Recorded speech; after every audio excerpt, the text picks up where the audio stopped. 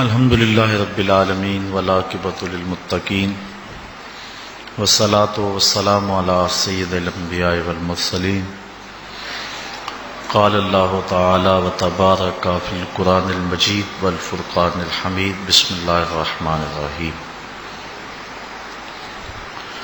یا ایھا الذین آمنوا اتقوا اللہ وابتغوا الیہ الوسیلہ وجاہدوا فی سبیلہ لعلکم تفلحون صدق اللہ مولانا العظیم وصدق رسولہ النبی الکریم الرؤوف الرحیم اللہم نور قلوبنا بالقرآن وزین اخلاقنا بالقرآن وادخلنا الجنۃ بالقرآن ونجنا من النار بالقرآن قال اللہ تعالی وتبارک فی شان حبیبہ مخبرا وعامرا ان اللہ وملائکتہ یصلون علی النبی یا ایھا الذین آمنوا صلوا علیہ وسلموا تسلیما صلاۃ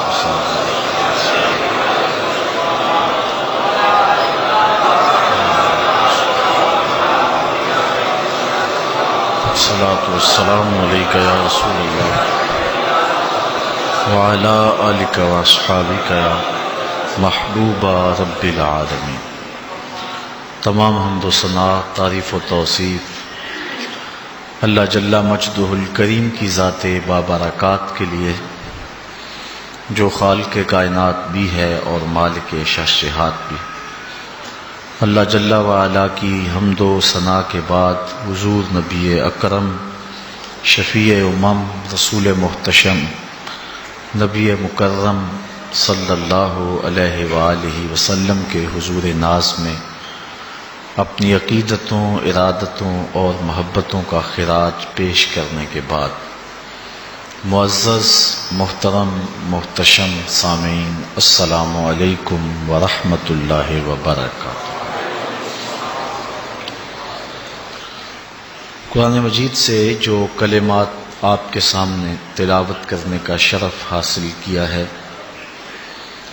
ان میں خالق کائنات نے ارشاد فرمایا، اے ایمان والو، اللہ سے ڈر جاؤ اور اس کا قرب حاصل کرنے کے لیے کوئی وسیلہ تلاش کرو، وجاہدوا فی سبیلہ، اور اس کے راستے میں مجاہدہ کرو، لعلکم تفلحون، تاکہ تم فلاح پا جاؤ۔ آج وسیلے کے عنوان سے کچھ گفتگو آپ کے گوش گزار کی جائے گی۔ اللہ تعالیٰ میری زبان پہ کلمۃ الحق جاری فرمائے۔ ابن منظور نے لسان العرب کے اندر وسیلے کی تعریف یہ کی ہے، الوسیلۃ فی الاصل ما یتوسل بہ الی الشیء ویتقرب بہ الیہ، جس چیز کے ذریعے سے کسی کا قرب حاصل کیا جائے اس شے کو وسیلہ کہتے ہیں۔ اللہ تعالیٰ کا قرب حاصل کرنے کے لیے جو ذریعہ اختیار کیا جائے وہ وسیلہ کہلاتا ہے۔ اب یہاں وسیلے سے مراد کیا ہے؟ بعض نے کہا کہ وسیلے سے مراد نفس ایمان ہے، لیکن یہ بات درست اس لیے نہیں۔ یا ایھا الذین آمنوا، اہل ایمان کو کہا گیا ہے کہ وسیلہ ڈھونڈیں۔ بعض نے کہا یہاں وسیلے سے مراد اعمال صالحہ ہیں۔ یا ایھا الذین آمنوا اتقوا اللہ، اے ایمان والو اللہ سے ڈر جاؤ، اور تقوی اعمال صالحہ سے ہی نصیب ہوگا۔ اور واو کے عطف کے ساتھ ہے وابتغوا الیہ الوسیلہ، تو پھر یہاں وسیلے سے مراد کچھ اور ہے۔ حضرت شاہ ولی اللہ محدث دہلوی علیہ رحمہ القول الجمیل کے اندر ارشاد فرماتے ہیں، اس سے مراد بیعت مرشد ہے، بزرگوں کا وسیلہ جس کے ذریعے خدا کا قرب حاصل کیا جاتا ہے۔ کسی نے کہا کہ یہاں وسیلے سے مراد اللہ تعالیٰ کی ذات ہے، لیکن اللہ کی ذات وسیلہ نہیں ہے، اللہ کی ذات مقصود ہے۔ وسیلہ وہ ہوتا ہے جس کے ذریعے سے اس مقصود کو حاصل کیا جائے۔ تو اللہ تعالیٰ جل شانہ کا قرب حاصل کرنے کے لیے وسیلہ ذوات کا بھی ہو سکتا ہے، اعمال کا بھی ہو سکتا ہے، نفس ایمان بھی وسیلہ ہے۔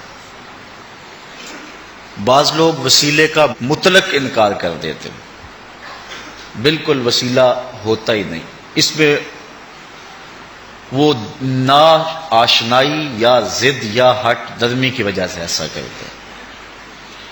وسیلہ اعمال کا ہو سکتا ہے، اس میں پوری امت میں کہیں کوئی اختلاف نہیں پایا جاتا، یہ بات ذہن میں رکھیں۔ اعمال صالحہ کے وسیلے سے اللہ کا قرب حاصل کیا جائے، اس میں امت کے اندر کوئی اختلاف نہیں ہے۔ ذوات کا وسیلہ کہ کسی شخص کے وسیلے سے اللہ کے حضور دعا مانگی جائے، اس کے حضور عرض کیا جائے، وہ شخص نبی بھی ہو سکتا ہے، غیر نبی بھی ہو سکتا ہے، ولی بھی ہو سکتا ہے، تو اس کے بارے میں اختلاف پیدا ہوا۔ سب سے پہلا شخص جس نے اختلاف کیا، امام نبہانی علیہ رحمہ فرماتے ہیں اول من انکر التوسل والاستغاثہ والنداء ہوا ابن تیمیہ۔ پہلا شخص جس نے وسیلے کا، توسل کا، استغاثہ کا اور ندا کا انکار کیا وہ ابن تیمیہ ہے۔ اس سے قبل امت میں اس عنوان سے کوئی اختلاف موجود نہیں تھا۔ جس طرح کہ شاہ عبد الحق محدث دہلوی فرماتے ہیں مدارج النبوہ کے تتمہ کے اندر کہ اللہ کا شکر ہے کہ بہت سارے معاملات میں اختلاف ہے امت میں، لیکن حضور کی حیات طیبہ کے بارے میں کم از کم میرے دور تک تو کوئی اختلاف نہیں ہے۔ یہ آج سے 300 سال قبل یہ بات، 300-400 سال قبل یہ بات کہہ رہے ہیں حضرت شاہ عبد الحق محدث دہلوی علیہ رحمہ۔ تو معلوم ہوا آج امت کے اندر یہ بھی اختلاف ہے تو یہ شیخ کے بعد پیدا ہوا ہے۔ شیخ سے قبل باقی جتنی بھی صدیاں گزری ہیں حضور کی حیات طیبہ کے بارے میں امت میں کوئی اختلاف نہیں ہے۔ سارے یہی کہتے تھے تو زندہ ہے واللہ، تو زندہ ہے واللہ، میرے چشم عالم سے چھپ جائے۔ تو یہ 200-300 سال ہی ہیں جن سالوں کے اندر گڑبڑ پیدا ہوئی ہے، ورنہ اس سے قبل عقائد ستھرے تھے، چشمے صاف بہہ رہے تھے اور پینے والے بھی سیراب ہو کے پیتے تھے۔ لیکن جس طرح آج کل صاف پانی ملنا مشکل ہے، اس طرح صاف دین ملنا بھی مشکل ہو گیا۔ جگہ جگہ جو ہیں وہ گندے نالے شامل ہو کے اصل صاف پانی کے اندر شمولیت کر گئے اور کوئی پانی بھی صاف نہیں رہا ہے۔ تو اب بھی ہمیں ڈھونڈنا چاہیے کہ دین خالص کہاں سے ملے گا۔ تو ان دو باتوں پر غور کرنے کی ضرورت ہے۔ شیخ عبد الحق محدث دہلوی کسی عام شخص کا نام نہیں ہے۔ سرفراز احمد صفدر گکھڑوی لکھتا ہے کہ بر صغیر پاک و ہند میں میری نظر میں شیخ محقق سے بڑا اور بالغ نظر محدث نہیں دیکھا۔ وہ سب سے بڑا اور بالغ نظر محدث شیخ عبد الحق محدث دہلوی علیہ رحمہ فرما رہے ہیں کہ اللہ کا شکر ہے بڑے موضوعات پہ اختلاف ہوا لیکن حضور کی حیات طیبہ میں اختلاف تو نہیں ہے۔ اور امام نبہانی کہتے ہیں اول من انکر التوسل والاستغاثہ والنداء ہوا ابن تیمیہ۔ پہلا شخص جس نے توسل کا، استغاثہ کا انکار کیا وہ ابن تیمیہ تھا، ورنہ پہلے سارے جھولی پھیلا پھیلا کے حضور کی بارگاہ میں استغاثہ کیا کرتے تھے اور حضور کے وسیلے سے دعائیں مانگا کرتے تھے، اور اللہ تعالیٰ حضور کے وسیلے سے مانگی ہوئی دعا اور حضور کے صدقے سے مانگی ہوئی التجا کو قبول فرماتا تھا۔ اور یہ صرف حضور کے آنے کے بعد ہی نہیں، حضور کے آنے سے قبل بھی حضور کے وسیلے سے دعائیں مانگی جاتی تھی۔ قرآن مجید اٹھائیں، اللہ تعالیٰ ارشاد فرماتا ہے وَكَانُوا مِن قَبْلُ يَسْتَفْتِحُونَ عَلَى الَّذِينَ كَفَرُوا فَلَمَّا جَاءَهُم مَّا عَرَفُوا كَفَرُوا بِهِ فَلَعْنَةُ اللَّهِ عَلَى الْكَافِرِينَ۔ یہ یہودی یہ حضور کے آنے سے قبل حضور کے وسیلے سے دعا مانگا کرتے تھے۔ اوس و خزرج پر اور دیگر قبائل پر وہ دعا مانگا کرتے تھے کہ یا اللہ اس آنے والے نبی کے صدقے سے ہمیں ان پر فتح دے۔ وَكَانُوا مِن قَبْلُ يَسْتَفْتِحُونَ عَلَى الَّذِينَ كَفَرُوا،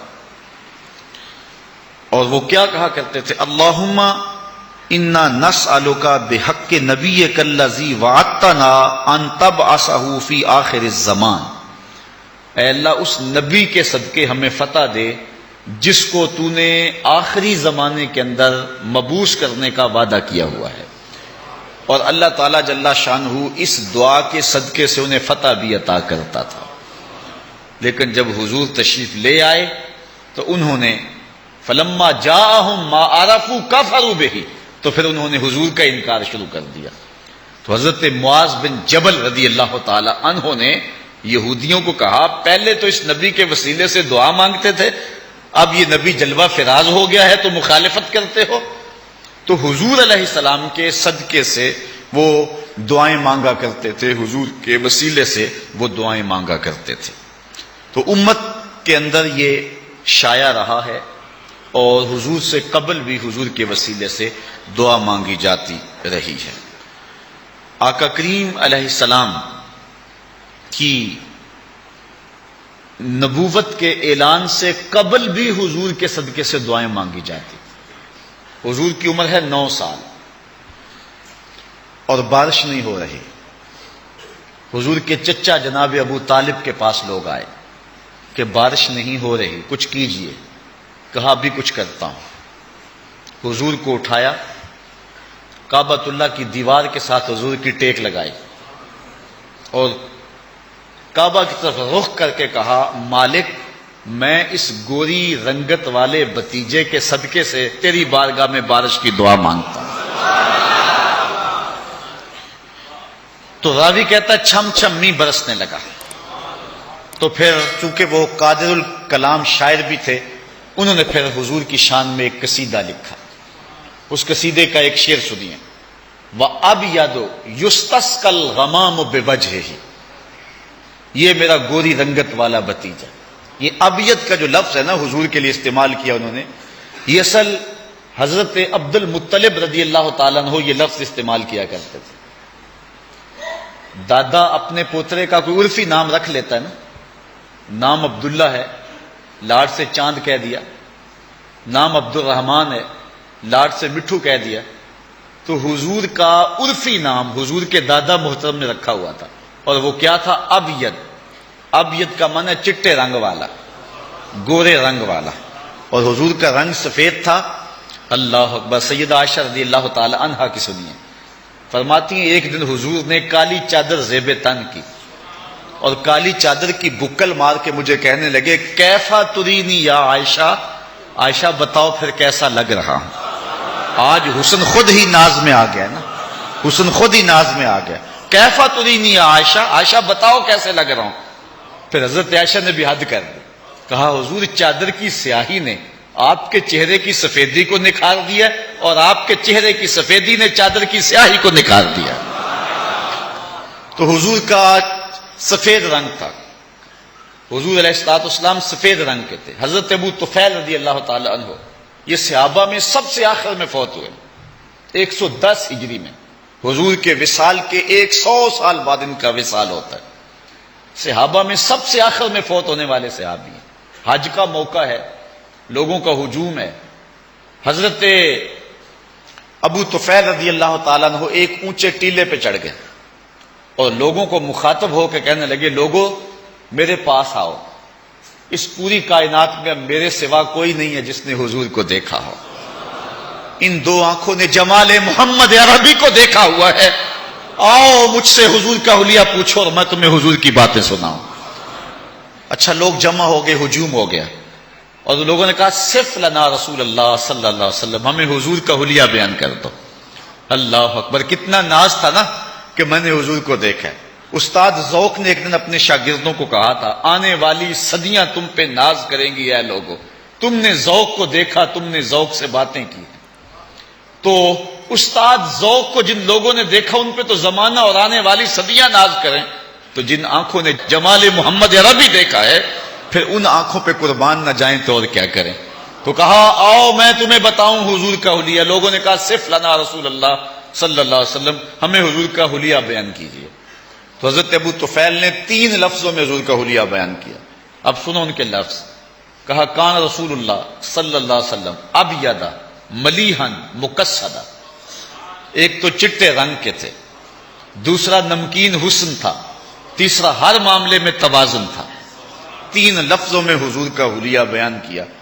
حضور کے حلیے لوگوں نے بیان کیے ہیں، بہت طویل حلیے انہوں نے حضور کے بیان کیے، لیکن اگر آپ چاہیں کہ حضور کے حلیہ نگاروں میں ہمارا بھی نام آ جائے اور ہم کہیں ہمیں بھی حضور کا حلیہ یاد ہے، تو 3 لفظوں کے اندر یاد کر سکتے ہیں۔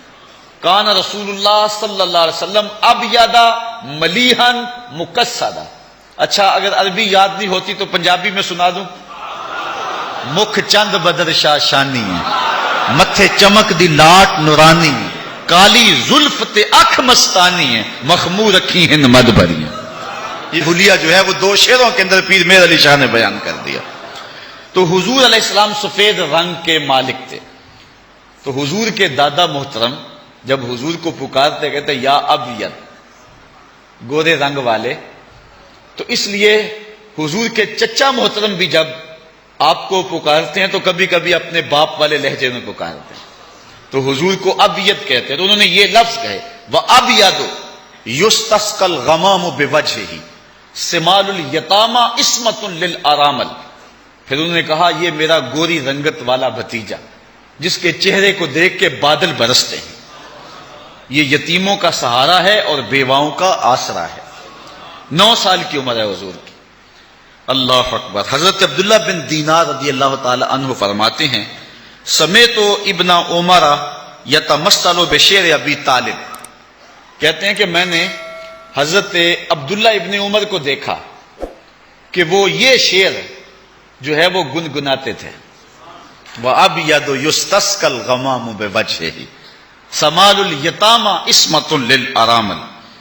اور وہ روایت کرتے ہیں حضرت سالم اپنے باپ سے، کہتے ہیں کہ جب میں یہ شعر سنتا ہوں نا تو کبھی مجھے شاعر یاد آتا ہے اور کبھی حضور کا چہرہ یاد آتا ہے۔ حضور کے وصال کے بعد یہ کہانی سنا رہے ہیں کہ جب بھی کبھی میں یہ نعت سنتا ہوں، یہ شعر سنتا ہوں، تو کبھی تو مجھے شاعر یاد آتا ہے کہ حد کر دی اس نے، کیسا حضور کا حلیہ بیان کیا، اور کبھی مجھے حضور کا چہرہ یاد آتا ہے کہ جب حضور بارش کے لیے دعا مانگتے تھے، لوگ گھروں میں بعد میں پہنچتے تھے، پر نالے پہلے چل رہے ہوتے تھے۔ تو آقا کریم علیہ السلام کے وسیلے سے حضور کی جب عمر ابھی 8-9 سال ہے اس وقت بھی دعا مانگی جا رہی۔ وَأَبْيَضُ يُسْتَسْقَى الْغَمَامُ بِوَجْهِهِ، یہ میرا وہ گوری رنگت والا بھتیجا ہے جس کے چہرے کے صدقے سے بارش مانگی جاتی ہے اور بادل امٹ کے آتے ہیں۔ تو حضور سے قبل بھی حضور کے وسیلے سے دعا مانگی گئی، اور حضور نے ابھی اعلان نبوت نہیں کیا تو پھر بھی حضور کے وسیلے سے دعا مانگی گئی، اور آقا کریم علیہ السلام نے اس کی خود بھی تعلیم دی۔ حضرت عثمان بن حنیف رضی اللہ تعالی عنہ سے روایت ہے، ترمذی شریف کے اندر، سنن نسائی کے اندر، ابن ماجہ شریف کے اندر، طبرانی نے اپنی موجم کے اندر، حاکم نے مستدرک کے اندر، امام احمد نے اپنی مسند کے اندر، اور بھی درجنوں محدثین نے اس حدیث کو روایت کیا ہے اور اس حدیث کو صحیح کہا ہے۔ حضرت عثمان بن حنیف رضی اللہ تعالیٰ عنہ اس کی روایت کرتے ہیں، کہتے ہیں ہم حضور کی خدمت میں بیٹھے ہوئے تھے کہ ایک شخص آیا جس کی آنکھوں میں روشنی نہیں تھی، ایک نابینا آ گیا اور عرض کرتا ہے کہ حضور میں نابینا ہوں، میرے لیے کچھ کرو۔ حضور نے فرمایا اگر تو صبر کرے تو تیرے لیے بہتر ہے، اور اگر تو صبر نہیں کرتا تو پھر میں تجھے دعا بتاتا ہوں۔ اس نے کہا جی مجھ سے تو صبر نہیں ہو سکتا۔ وہ کیا کہتا، اندھے کو کیا چاہیے 2 آنکھیں۔ اس نے کہا کہ میرے سے تو صبر نہیں ہوتا۔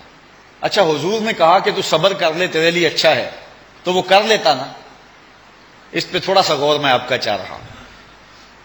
ایک خاتون آئی، اس کو مرگی کے دورے پڑتے تھے، تو آقا کریم کی خدمت میں عرض کی کہ حضور میں مرگی کے دوروں میں مبتلا ہوں، اور جب مرگی کا دورہ پڑتا ہے تو میں گر جاتی ہوں اور میرا سطر بھی کھل جاتا، اور عورت ذات ہوں، میرے لیے دعا کر دیں کہ مجھے مرگی کے دورے نہ پڑیں۔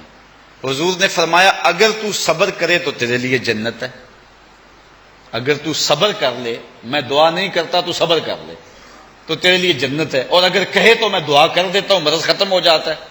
اس نے کہا میں صبر کر لوں گی، لیکن اتنی دعا کر دیں جب میں گروں تو میرا سطر نہ کھلے۔ اب حضور نے دعا کی، مرگی کے دورے اس کو پڑھتے تھے، لیکن جب گرتی تھی سطر نہیں کھلتا تھا۔ اب اس عورت کو کہا کہ اگر تو صبر کرے تو جنت کا وعدہ ہے، تیرے لیے بہتر ہے۔ اس عورت نے صبر کر لیا، لیکن اس صحابی کو کہا کہ اگر تو صبر کرے تیرے لیے بہتر ہے۔ اس نے کہا میں نہیں کر سکتا صبر۔ ایک عورت نے صبر کر لیا حضور کے وعدے پہ، جنت کے وعدے پہ، مرد نہ کر سکا۔ مرد میں حوصلہ زیادہ ہے، کیوں نہ کیا؟ اصل بات یہ ہے ادھر صرف دورے تھے، ادھر آنکھیں نہیں تھی۔ کہتے تھے آنکھیں ملے میں تو آپ کی زیارت کروں گا، میں تو اس لیے آنکھیں لینے آیا ہوں کہ آپ کی زیارت ہو جائے، اس میں مجھ سے صبر نہیں ہوتا، میں تو ترس گیا ہوں آپ کی دید کے لیے۔ ایک صحابی ہیں حضور کے، نام حضرت زید بن عبداللہ۔ امام زرقانی نے اس واقعہ کو لکھا ہے، جب حضور کا انتقال ہوا تو بیٹے نے آ کے خبر دی، ابا جی خبر سنی ہے؟ کہا سناؤ کیا ہوا؟ کہا حضور وصال کر گئے۔ تو انہوں نے ہاتھ اٹھا دیے اور لفظ کیا کہ اللہم اذہب بصری حتی لا ارا بعد حبیبی محمد احد، اللہ مجھے اندھا کر دے۔ یہ آنکھیں اس لیے تھی کہ تیرے محبوب کو دیکھتا تھا، اب محبوب نہیں اس دنیا کے اوپر رہے اور تہے مزار چلے گئے ہیں، میں نے آنکھوں کی بینائی کو کیا کرنا ہے؟ اللہ نے دعا قبول کر لی، آنکھوں کی بینائی جاتی رہے۔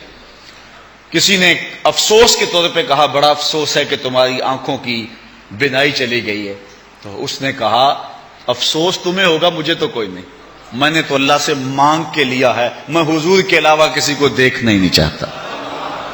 یہاں اعلی حضرت کی بھی سنیے، بریلی کی گلیوں سے آج بھی آواز آ رہی ہے، کون نظروں پہ چڑھے دیکھ کے تلوا تیرا، کون نظروں پہ چڑھے دیکھ کے تلوا تیرا۔ حضور نے فرمایا، حضرت عثمان بن حنیف کہتے ہیں حضور نے اس نابینے کو کہا اگر تو صبر کرے تو تیرے لیے بہتر ہے۔ اس نے کہا جی میں صبر نہیں کر سکتا، مجھے تو دو آنکھیں چاہیے۔ اس نے دیکھنا تھا حضور کے جمال کو۔ آقا کریم نے فرمایا اچھا جا پھر وضو کر، دو نفل پڑھ۔ اس کے بعد حضور نے دعا تعلیم دی جو ترمذی میں ہے، ابن ماجہ میں ہے، سنن نسائی میں ہے، صحیح ابن خزیمہ میں ہے، میں نے کئی احادیث کا حوالہ آپ کے سامنے رکھا۔ حضور نے کہا دو نفل پڑھ وضو کے بعد، پھر اس کے بعد یہ دعا پڑھ۔ اب دعا سنیے، اللہم انی اسألک واتوجہ الیک بمحمد نبی الرحمہ، اے اللہ میں تیری بارگاہ میں سوال کرتا ہوں اور تیری طرف توجہ کرتا ہوں رحمت والے نبی محمد کے وسیلے سے۔ آگے لفظ سنیے، یا محمد صلی اللہ علیہ وسلم انی قد توجہت بک الی ربی فی حاجتی ہذہ لتقضی، اے محمد صلی اللہ علیہ وسلم میں آپ کے ذریعے سے اللہ کے حضور اپنی یہ حاجت پیش کرتا ہوں، میری حاجت پوری ہو جائے۔ اللہم فشفعہ فی، اے اللہ اپنے نبی کی سفارش میرے حق میں قبول فرما لے۔ یہ حضور نے اس کو دعا تعلیم دی۔ حضرت عثمان بن حنیف کہتے ہیں کہ وہ نابینا چلا گیا، تھوڑی دیر کے بعد واپس آیا تو اس کی آنکھوں میں نور تھا، اس کی آنکھوں کا اندھا پن ختم ہو چکا تھا۔ تو حضور نے خود تعلیم دی ہے اپنے وسیلے سے دعا مانگنے کی۔ حضور کے آنے سے قبل بھی حضور کے وسیلے سے دعا مانگی جا رہی ہے۔ حضرت آدم علیہ السلام نے اللہ سے کچھ کلمات جو ہیں وہ سیکھ لیے۔ قرآن مجید میں اللہ تعالیٰ ارشاد فرماتا فَتَلَقَّىٰ آدَمُ مِن رَبِّهِ کلمات، کچھ باتیں کلمات حضرت آدم علیہ السلام نے رب سے سیکھ لیے۔ وہ کلمات کیا تھے جو اللہ نے حضرت آدم علیہ السلام کو سکھائے؟ فتاب علیہ، تو ان کی توبہ قبول ہو گئی۔ تو امام حاکم نے اس حدیث کو روایت کیا ہے۔ امام بخاری اور امام مسلم جن شرائط پہ حدیث لیتے ہیں، حضرت امام حاکم بھی انہی شرائط پہ حدیث لیتے ہیں۔ اور جو ان سے احادیث رہ گئی ہیں ان کو امام حاکم نے اپنی مستدرک کے اندر درج کیا ہے. انہوں نے اس روایت کو بیان کیا ہے اور اس کی علماء نے تصحیح کی ہے کہ یہ حدیث صحیح ہے. تو کہتے ہیں وہ کیا کلمات تھے جو حضرت آدم علیہ السلام نے اللہ سے سیکھے اور اللہ نے آدم علیہ السلام کو سکھائے. تو وہ یہ تھا کہ حضرت آدم علیہ السلام روتے رہے، پھر ایک دن ہاتھ اٹھا کے دعا مانگی، یا رب اسألک بحق محمد ان غفرت لی، اے اللہ محمد عربی کا صدقہ میری خطا سے درگزر فرما دے. اللہ تعالیٰ فرمایا اے آدم میں نے تجھے بخش تو دیا لیکن تو یہ بتا تو میرے نبی کو جانتا کیسے ہے. تو عرض کی مالک جب تو نے مجھے پیدا کیا اور میرے میں روح پھونکی اور میری نظر اٹھی تو فراز عرش پہ پڑی تو میں نے تیرے نام کے ساتھ اس پیارے کا نام لکھا ہوا دیکھا تھا اور میں جان گیا جس کا نام اللہ نے اپنے نام کے ساتھ لکھا ہے کہ وہ معمولی ذات نہیں ہے. اللہ تعالیٰ نے ارشاد فرمایا جا آدم تیری خطا سے میں نے درگزر فرما لیا. اگر نام محمد را نہ یاورد شفیع آدم، نہ آدم یافتے توبہ نہ نو از غر کے نجینا. اس دنیا کے اوپر سب سے پہلا جو رجوع اور پہلی توبہ قبول ہوئی ہے وہ حضور کے وسیلے سے ہوئی ہے. یہودی بھی حضور کے وسیلے سے دعا مانگتے تھے. حضور کی عمر ابھی بچپنے میں ہے تو بارش مانگنا ہوتی تو کہتے ہیں اللہ اس گوری رنگت والے کے صدقے سے بارش نازل کر دے. اور آقا کریم نے اپنی زندگی میں خود بھی اس بات کی تعلیم ارشاد فرمائی. آقا کریم علیہ السلام کے وسیلے سے تو دعا مانگی ہی جاتی ہے اور قبول ہی ہوتی ہے، لیکن حضور کے روضے کے صدقے سے دعا مانگی جائے رد وہ بھی نہیں ہوتی. سنن دارمی میں روایت ہے لوگ حضرت عائشہ رضی اللہ تعالی عنہا کے پاس آئے اور آ کے ساری کہانی سنائی کہ قحط پڑ گیا ہوا ہے اور بارش نہیں ہو رہی، کیا کریں؟ تو حضرت عائشہ رضی اللہ تعالی عنہا نے فرمایا طریقہ میں بتا دیتی ہوں، عمل تم کر لو، بارش ہو جائے گی. کہا کیا؟ کہا ایسے کرو کہ حضور علیہ الصلوۃ والسلام کی تربت انور جس حجرے میں ہے، یہ حجرہ عائشہ میں تھی، اجازت میں دے دیتی ہوں، چھت میں سوراخ کر دو یہاں تک کہ آسمان اور حضور کے روضے کے درمیان وہ پردہ نہ رہے. تو کہا دیکھنا کیسے بادل جھوم کے آتے ہیں. سنن دارمی کی روایت ہے اور بھی لوگوں نے اس کو روایت کیا ہے. پھر کیا ہوا کہ جب لوگوں نے جو ہے وہ اس میں سراخ کر دیا تو اس قدر می برسا اور اس قدر سبزے اگے کہ جانور چربی سے موٹے ہو گئے اور لگتا تھا کہیں چربی کی وجہ سے موٹاپے کی وجہ سے پھٹ نہ جائیں. تو اس سال کا نام اہل عرب نے رکھا عام الفتق. عام الفتق کا معنی پھٹنے کا سال، یعنی ہر جانور اتنا پھولا ہوا تھا اور اتنا موٹا تھا کہ ہر بندہ کہتا تھا یہ جانور پھٹ نہ جائے کہیں. تو اس سال کا نام عربوں نے رکھ دیا عام الفتق، پھٹنے کا سال. یہ سال کب پیدا ہوا؟ جب حضور کے روضہ انور اور چھت کے درمیان سے وہ جگہ تھوڑی سی ہٹا دی گئی اور آسمان نے جب حضور کے روضے کا نظارہ کیا تو جھوم کے برسنے لگا. اللہ اکبر. حضور نبی رحمت صلی اللہ علیہ وآلہ وسلم کے وصال کے بعد ایک معروف قحط پڑا جس کو عام الرمادہ کہتے ہیں. حضرت عمر فاروق رضی اللہ تعالی عنہ کا دور تھا اور قحط پڑا، حد ہو گئی. حضرت بلال بن حارث رضی اللہ تعالی عنہ صحابی رسول ہیں. ایک حضرت بلال بن رباح ہیں جنہیں حضرت بلال حبشی کہتے ہیں، یہ اسی نام کے ہیں لیکن ان کی بلدیت حارث ہے. بلال بن حارث رضی اللہ تعالی عنہ، ان کے قبیلے کے لوگوں نے کہا کہ بارش نہیں ہو رہی اور کھانے کے لیے کچھ نہیں ہے، کوئی بکری ذبح کرو. تو حضرت بلال بن حارث رضی اللہ تعالی عنہ نے کہا کہ بکریوں کے اندر ہے ہی کچھ نہیں، ذبح کیا کروں؟ لوگوں نے ضد کی تو انہوں نے بکری ذبح کی. جب وہ کھال ادھیڑی تو اس کا گوشت سرخ رنگ کا تھا. تو حضرت بلال بن حارث رضی اللہ تعالیٰ عنہ بڑے پریشان ہوئے اور پھر حضور کے روضے پہ آ گئے. اور حضور کے روضے کے اوپر آ کر حضرت بلال بن حارث کیا کہہ رہے ہیں، سنیے لفظ سن کے. اللہ اکبر. کہتے ہیں یا رسول اللہ صلی اللہ علیہ وسلم استسقِ لأمتک فإنہم قد ہلکوا، اپنی امت کے لیے اللہ سے بارش مانگو امت تو ساری ہلاک ہو گئی. یہ حضرت بلال بن حارث رضی اللہ تعالیٰ عنہ نے دعا مانگی. جب دعا مانگی تو آنکھ لگ گئی. آنکھ لگی تو مقدر جاگ اٹھے, حضور کی زیارت نصیب ہوئی, اور حضور نے فرمایا بلال بن حارث جا کے عمر کو میرا سلام دے دو, اور اس کو کہو کہ معاملات کے اندر زیادہ احتیاط کیا کرے, اور بارش ہو جائے گی, یہ خوشخبری بھی سنا دو. تو حضرت عمر فاروق رضی اللہ تعالی عنہ کو جب حضرت بلال بن حارث رضی اللہ تعالی عنہ نے جا کے یہ خبر دی, اس وقت صحابہ موجود تھے, تو حضرت عمر فاروق رضی اللہ تعالی عنہ رو پڑے اور کہا کہ جتنا میرے بس میں ہے اتنا تو میں کوشش کرتا ہوں, جہاں مجبور ہو جاتا ہوں میں وہاں کیا کر سکتا ہوں. اور حضرت سیدنا عمر فاروق رضی اللہ تعالیٰ عنہ زاروں کے تار رونے لگے, اور پھر عام الرمادہ ختم ہوا اور چھم چھم می برسنے لگا. تو حضرت بلال بن حارث رضی اللہ تعالیٰ عنہ نے حضور کے روضے پہ جا کے یہ کہا, حضور اللہ کی بارگاہ میں آپ دعا کیجئے کہ بارش ہو. تو یہ صحابی کا عمل ہے. پھر صحابی اپنا خواب جا کے ایک صحابی کو سناتا ہے, اور صحابی صحابہ کی موجودگی میں یہ خواب سنتا ہے, اور کوئی صحابی نہیں کہتا کہ یہ تم کیا کہہ رہے ہو, حضور سے کیوں کہا ہے. تو معلوم ہوا کہ وہ اپنی حاجتیں حضور کی خدمت میں پیش کیا کرتے تھے, اور حضور کی چوکھٹ سے ان کی حاجتیں پوری ہوا کرتی تھی. اس لیے انہوں نے کوئی اعتراض نہیں کیا, انہوں نے کوئی اس پر بات نہیں کی, بلکہ انہوں نے اس بات کو قبول کیا. تو حضرت عمر رضی اللہ تعالیٰ عنہ رو پڑے.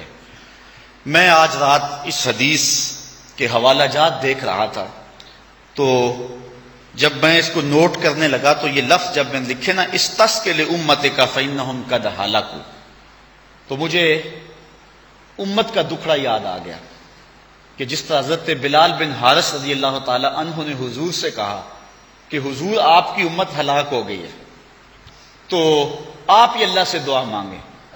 تو اس وقت میرے دل سے دعا اٹھی کہ یا رسول اللہ صلی اللہ علیہ وسلم, آپ کی امت بھی کابل سے لے کر کندھار تک, اور قلعہ جنگی سے لے کے دشت لیلہ تک, تورا بورا سے لے کر تقریب تک, اور موصل سے لے کر بغداد تک, القدس سے لے کر کشمیر تک ہلاک ہو گئی ہے.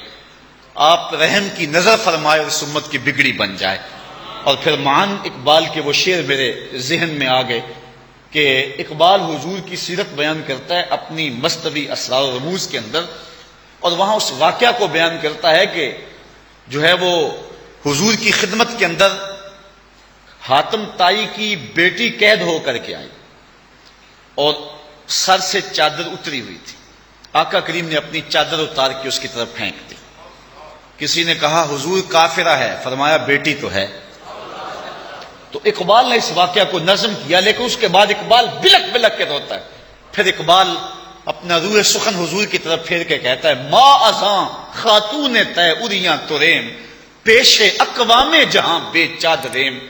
اس کافرہ عورت کے سر پہ چادر اوڑھنے والے محبوب, آپ کی امت بھی تو برہنہ سر ہو گئی ہے نا, آپ کی امت کے سر سے بھی تو بکار کی چادر اتر گئی ہے.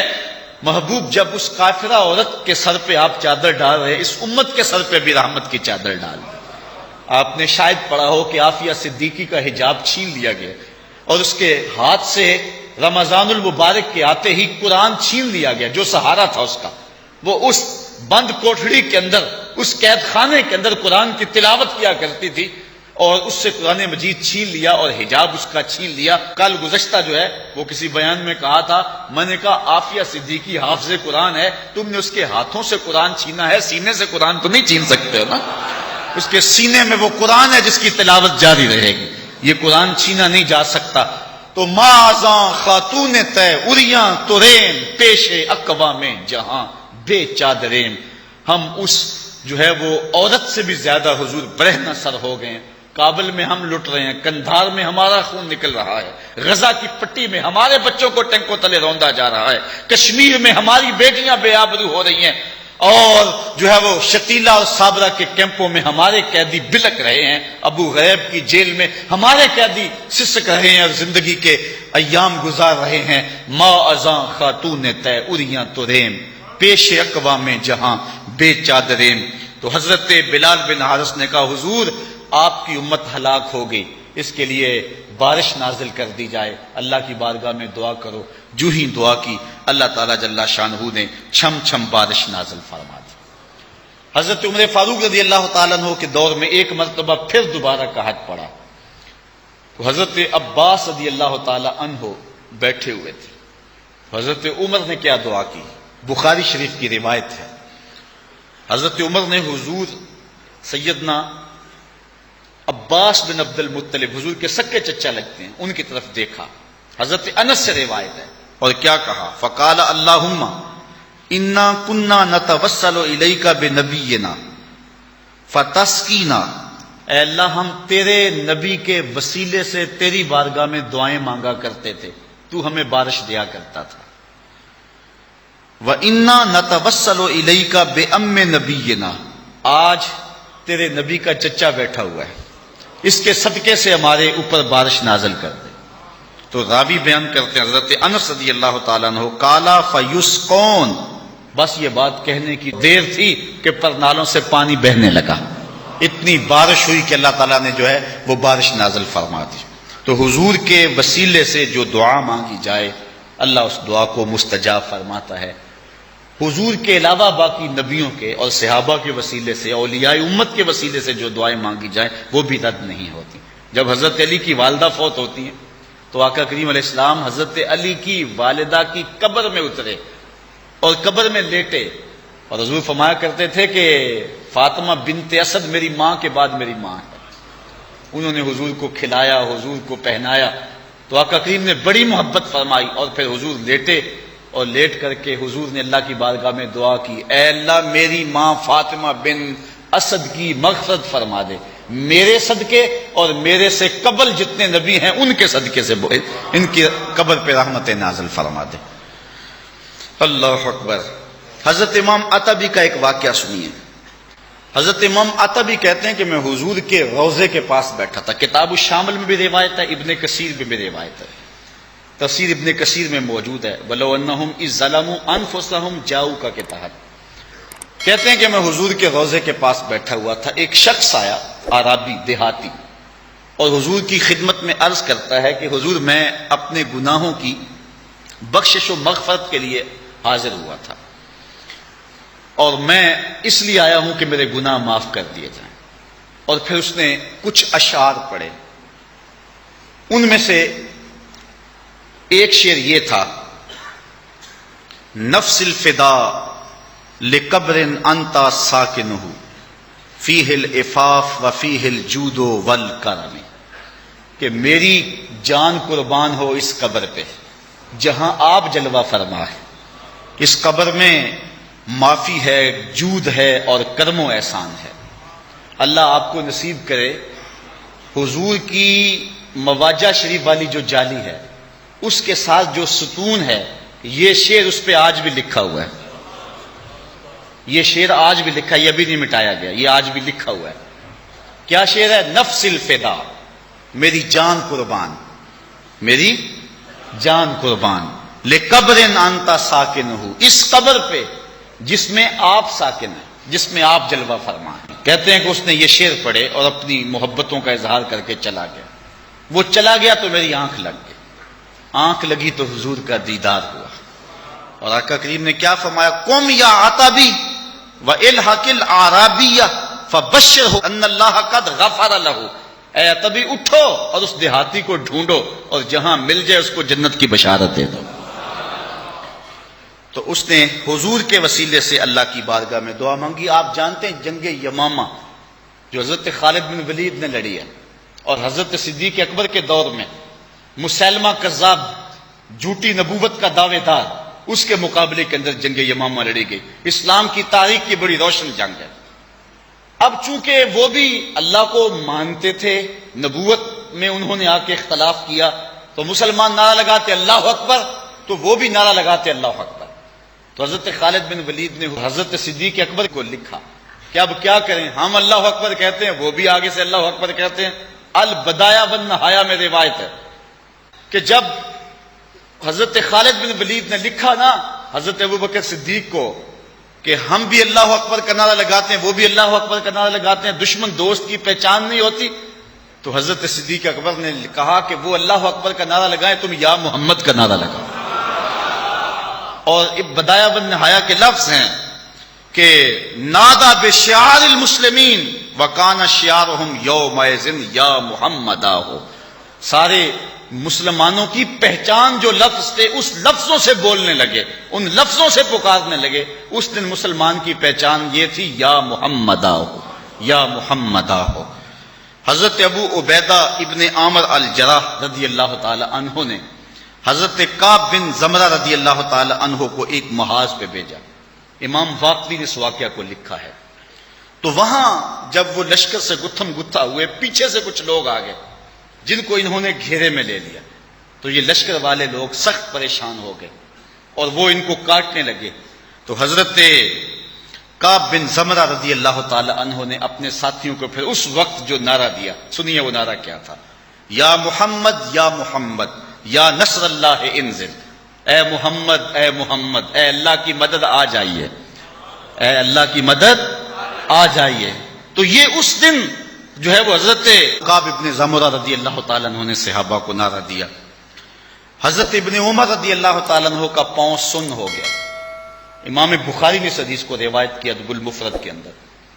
تو کسی نے کہا اذکر احب الناس الیک، جو تجھے سب سے زیادہ پیارا لگتا ہے اس کا نعرہ لگا۔ تو حضرت جو ہے وہ ابن عمر نے کہا فقالا یا محمدا، تو اللہ تعالیٰ جل شانہ نے ان کا پاؤں فوراً ٹھیک کر دیا۔ تو یہ امت کا معمول ہے، اگر اس کو ہم شرک کا الزام لگا دیں گے تو پھر امت میں سے کوئی نہیں بچے گا۔ آپ جانتے ہیں جب لاشیں کٹے پڑے تھے، جب گھوڑے کربلا کے شہیدوں کے لاشوں کے اوپر دوڑ چکے تھے اور حضرت زینب رضی اللہ تعالیٰ عنہ وہاں کھڑے ہو کے مدینے کی طرف منہ کیا تھا، اس کو بھی البدایہ ون نہایہ نے لکھا ہے۔ تو حضرت زینب نے اس وقت جو لفظ کہے تھے یا محمدا ہو یا محمدا ہو صلی علیک اللہ و ملک السماء ھذا حسین بالعرا ہو مزمل بالدما ہو مقطع الاعضاء یا محمدا ہو یا محمدا ہو، اے میرے آقا محمد عربی، یہ دیکھیے آپ کا حسین لٹا ہوا پڑا ہے، آج ان کے اعضاء کٹے ہوئے ہیں اور خاک اڑ رہی ہے ان کے بدنوں کے اوپر، بناتوں کا سبایا آپ کی بیٹیاں قید ہیں۔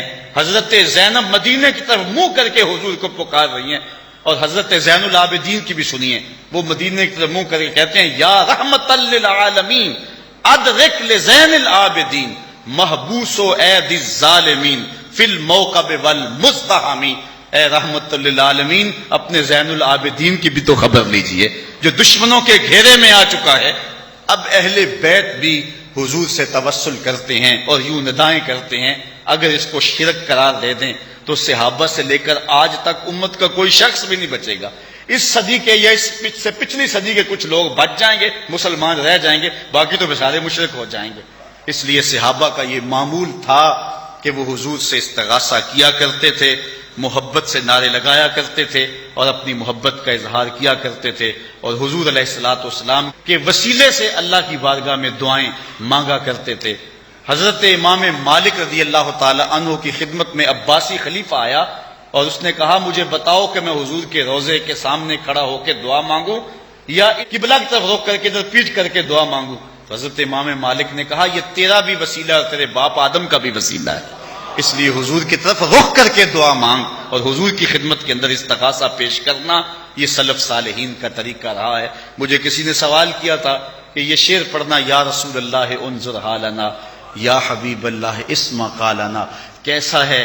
تو یا ظاہر ہے یہ تو امت کا طریقہ ہے، اور تسلسل جب یہ ساری احادیث اور یہ جو ہے وہ شروع سے لے کر امت اس معمول پہ چلی آئی ہے تو اس میں کوئی قباحت نہیں ہے، اور یہ شعر ہمارے بزرگوں سے منقول ہیں اور وہ پڑھتے آئیں، اس کا وظیفہ کرتے رہیں۔ یا رسول اللہ انظر حالنا، اقبال بھی کہتا ہے نگاہ یا رسول اللہ نگاہ یا رسول اللہ نے گرد تو گردد حریم کائنات از تو خواہم یک نگاہ التفات، کہتے ہیں کائنات کا حرم محبوب آپ کے گرد گھومتا ہے، میں آپ سے کرم کی بھیک مانگتا ہوں، میری جھولی میں کرم ڈال دیا جائے۔ تو جو حضور سے مانگتے ہیں حضور ان کے دامن